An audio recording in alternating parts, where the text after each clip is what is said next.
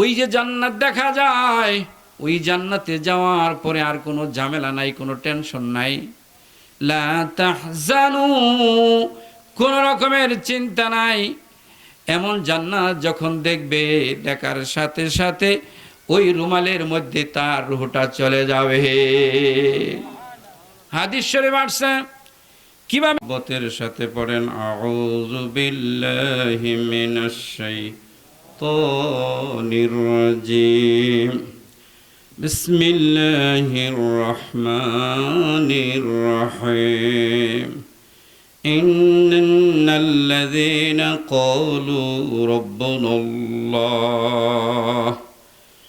সুম্মা ইসতাকামু তাতানাজ্জালু আলাইহিমুল মালায়েকা আল্লা তাখাফু ওয়া লা তাহজানু وبشروا بالجنة التي كنتم توعدون.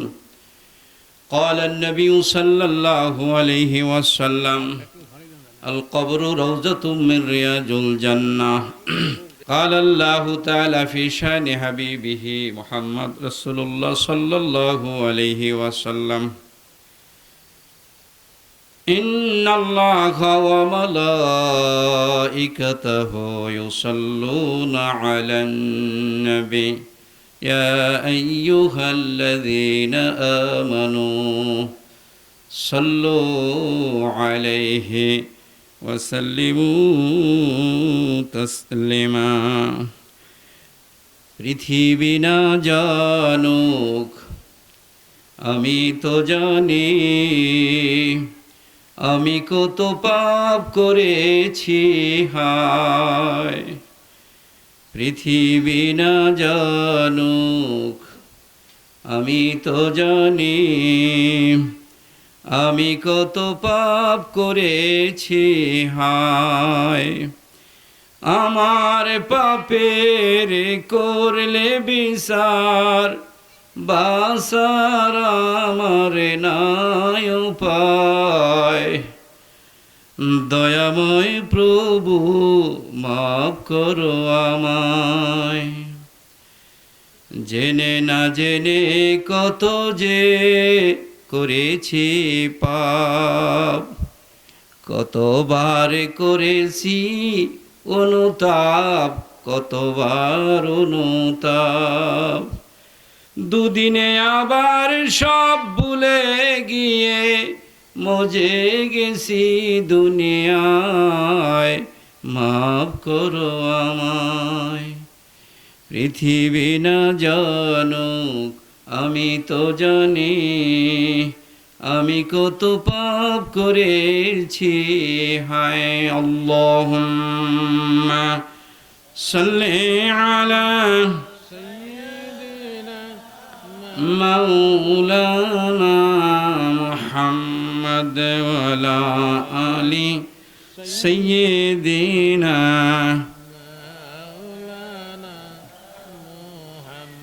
জিকির করে লা ইলাহা ইল্লাল্লাহ,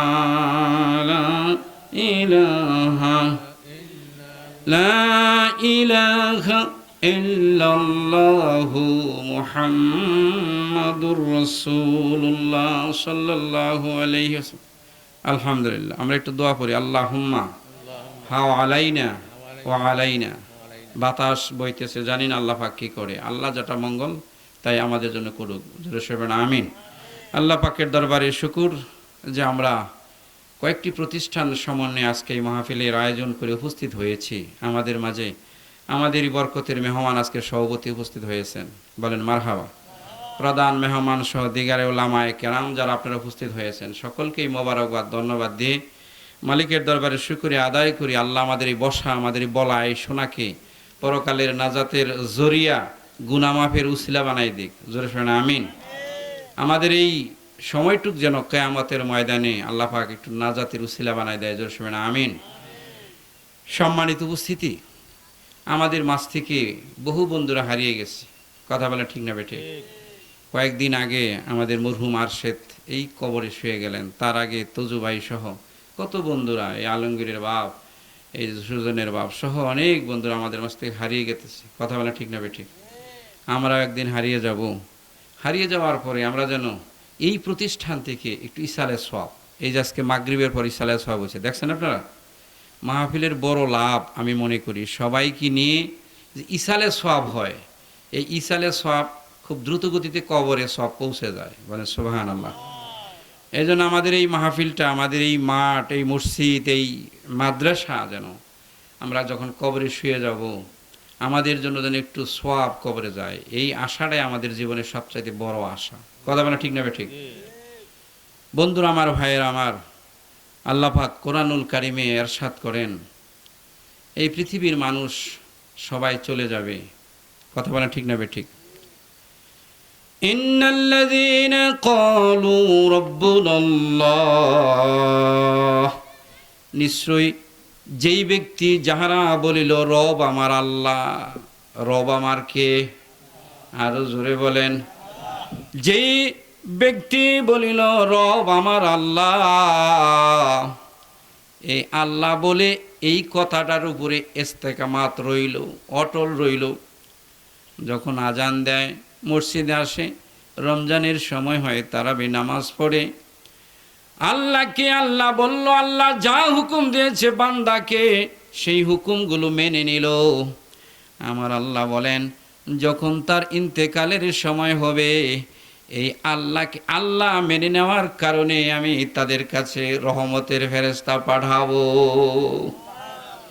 ফেরেশতা দেখে তারা খুব ছটফট করবে, এই পৃথিবীর মায়া, এই পৃথিবীর ভালোবাসা তারা ছাড়তে চাবে না। যখন তারা ফেরেশতাদেরকে দেখবে ভয় পাবে। আমার আল্লাহ, আমার প্রিয় নবী বহু হাদিসে ইরশাদ করেছেন মুমিন বান্দাদের সামনে আল্লাহ পাক কিছু রহমতের ফেরেশতা পাঠিয়ে দিবে।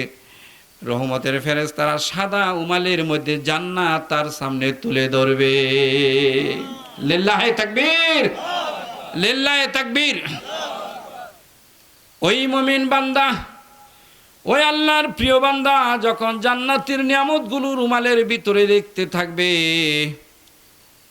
তারা মনে মনে ভাববে, হারে দুনিয়ায় কত ঝামেলায় ছিলাম, কত রকমের ব্যস্ততা ছিলাম, স্ত্রীর ঝামেলা, সন্তানের ঝামেলা, প্রতিবেশীর ঝামেলা, ক্ষেত খামারের ঝামেলা, চাকরির ঝামেলা, প্রতি মাস কারেন্ট বিলের ঝামেলা, গ্যাস ফুরিয়ে গেলে দৌড়াও দোকানে, কত ধরনের ঝামেলায় ছিলাম। ওই যে জান্নাত দেখা যায়, ওই জান্নাতে যাওয়ার পরে আর কোনো ঝামেলা নাই, কোনো টেনশন নাই। লা তাহজানু, কোনো রকমের চিন্তা নাই। এমন জান্নাত যখন দেখবে, দেখার সাথে সাথে ওই রুমালের মধ্যে তার রূহটা চলে যাবে। হাদিস শরীফ আসছে কিভাবে তার জান কবজ করা হবে মুমিন বান্দার। এক গ্লাস থেকে আরেক গ্লাসে পানি ঢাললে যেমন সহজ হয়, এক জগ থেকে আরেক জগের ভিতরে পানি ঢাললে যেমন সহজ হয়, এক কলসি থেকে আরেক কলসির মধ্যে পানি ঢাললে যেমন সহজ হয়, কোনো কষ্ট হয় না, এরকম অনায়াসে বান্দার রূহ চলে যাবে। বলেন সুবহানাল্লাহ। রূহ চলে যাওয়ার সাথে সাথে এক শ্রেণীর ফেরেশতা আসবে ইনকোয়ারি করার জন্য, বান্দায় এই যে আল্লাহর নিয়ামত প্রাপ্ত হইল, কিভাবে হইল, কোথায় নামাজ পড়েছে, তার জায়নামাজ, তার তসবিহ, দুনিয়ার ইবাদতের জায়গাগুলো তার গায়ে সিল লাগায়া লাগায়া তাকবীরের ধ্বনি দিয়া দিয়া কবরের জগতে পৌঁছায়া দেবে। প্রক্ষান্তরে আমার আল্লাহ বলেন যারা মুমিন না, যারা খোদাদ্রোহী, যারা আল্লাহর নাফরমান বান্দা, যারা আল্লাহর হুকুম মানে নাই, নামাজের মতো নামাজ চলছে, রমজানের মতো রমজান চলছে, তার মতো তা সে চলছে, আল্লাহর হুকুম মানে নাই, ওই মানুষগুলোর কাছে যখন ফেরেশতা আসবে, রহমতের ফেরেশতা না, গজবের ফেরেশতা আসবে। জোরে সরে বলেন নাউজুবিল্লাহ। বন্ধুরে, 60-70 জন গাড়ির মধ্যে লোক থাকে, 3-4 জন মস্তান টাইপের লোক উঠে, ওই 3-4 জনে পুরা 60 জনকে অস্থির বানাই হেলায়। কথা বলা ঠিক না বেঠিক?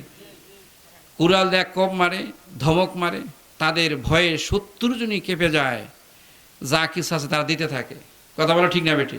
ওরা কিন্তু 4-5 জন, আর ভিতরে কিন্তু গাড়ির মধ্যে লোক কত? 70-80। বন্ধুরা আমার, ভাইয়েরা আমার, যারা মুমিন না, যারা ইমানদার না, যারা আল্লাহওয়ালা হয় নাই, তাদের কাছে যখন ফেরেশতারা আসবে, এই রুহটা যেতে চাবে না। বলেন না নাউজুবিল্লাহ। দৌড়াদৌড়ি পারবে, ছুটাছুটি পারবে, কিন্তু ফেরেশতাদের দায়িত্ব, ডিউটি, আজরাইলের ডিউটি পালন করতে হবে।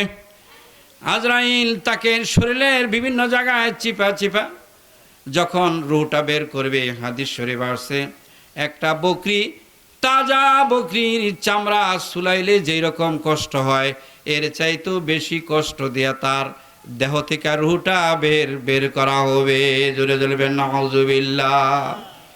ও বন্ধুরে, ওই দিন কিন্তু সকলেরই সামনে, কথা বলেন ঠিক না বেঠিক, মুমিন বান্দাকে যখন কবরে রাখা হবে, আমার রাসূল বলে, আমার নবী বলে, রে ওই মুমিন বান্দাকে সর্বপ্রথম ফেরেশতায় প্রশ্ন করবে, মার রাব্বুকা, কি প্রশ্ন করবে বলেন?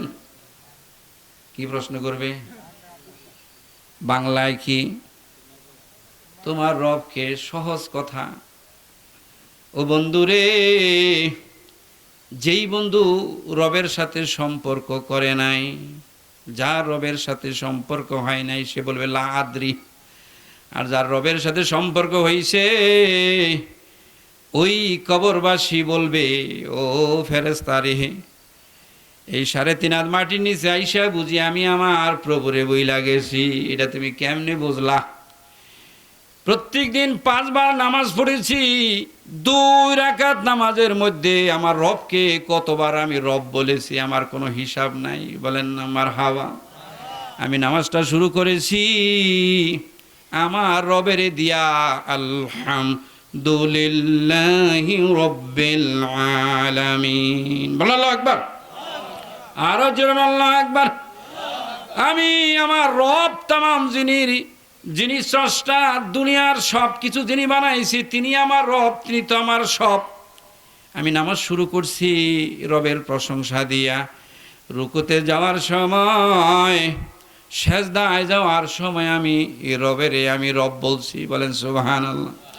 সুবহান রাব্বিয়াল আলা, সুবহান রাব্বিয়াল আযীম। রুকুতে গেছি, রুকু থেকে দাঁড়ানোর সময় আমি রব বলছি, সামিআল্লাহু লিমান হামিদা। ও ফেরেশতারে, আমি নামাজের গাঁটিতে আমি রবকে রব বললাম। কোন হাদিস আসছে, ওই ব্যক্তি বলবে, তুমি সরো, আমি একটু ফজরের নামাজটা পড়ে নিই, হয়তো বা ফজরের সময় হয়েছে। বলেন সুবহানাল্লাহ। হয়তো বা আসার সময় হয়েছে।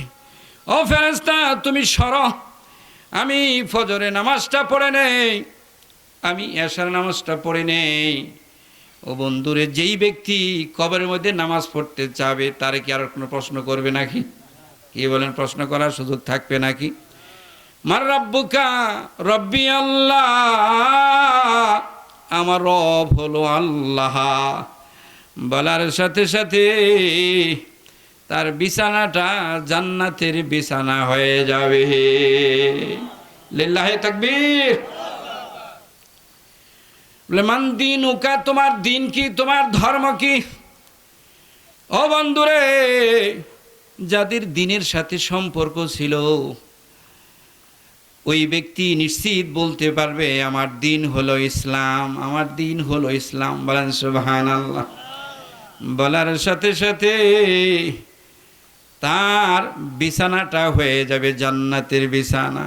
জান্নাতের পোশাক পাইলো, জান্নাতের বিছানা পাইলো। ও বন্ধুরে, তৃতীয় প্রশ্ন করা, মান নবিয়ুকা, তোমার নবীকে। ও বন্ধুরে, তোমার নবীকে। যেই বন্ধু মাথায় তার আমার হাবিবের নমুনায় ছিল, মাথার চুলগুলো সুন্নত তরিকায় ছিল। ও যুবক ভাইরা, অনেক বন্ধু আছে তার মাথার চুলটা কাটে মেসির মতো, রোনালদোর মতো। কথা বলে ঠিক না বেটি? ইহুদি, খ্রিস্টান, নাসারাদের কালচারের চুল কাটে।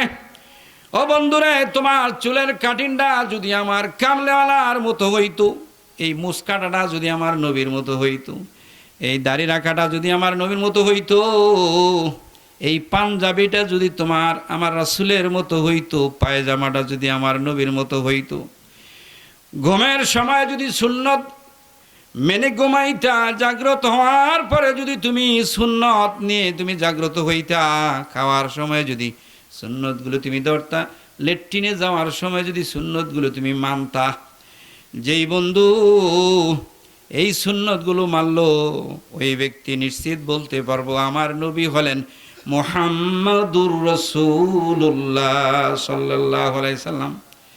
বলার সাথে সাথে তার চোখ যত দূর পর্যন্ত যায়, হাদিস শরীফ আসছে 60 গজ বা বিশ্ব নবী কামলেওয়ালা অথবা জান্নাত পর্যন্ত তার যত দৃষ্টি যায়, তার ওই দৃষ্টি সমপরিমাণ তার জায়গা প্রশস্ত হয়ে যাবে। লিল্লাহি তাকবীর।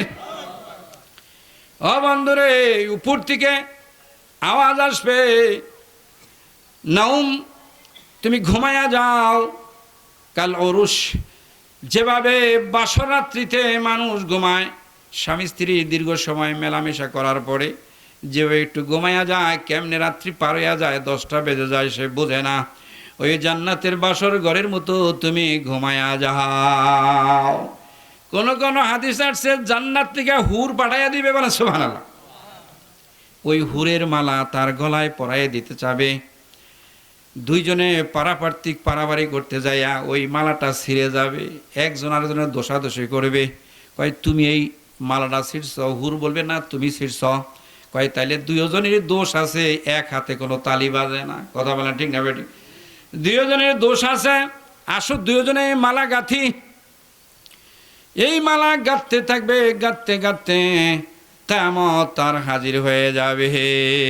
লা ইলাহা ইল্লাল্লাহ।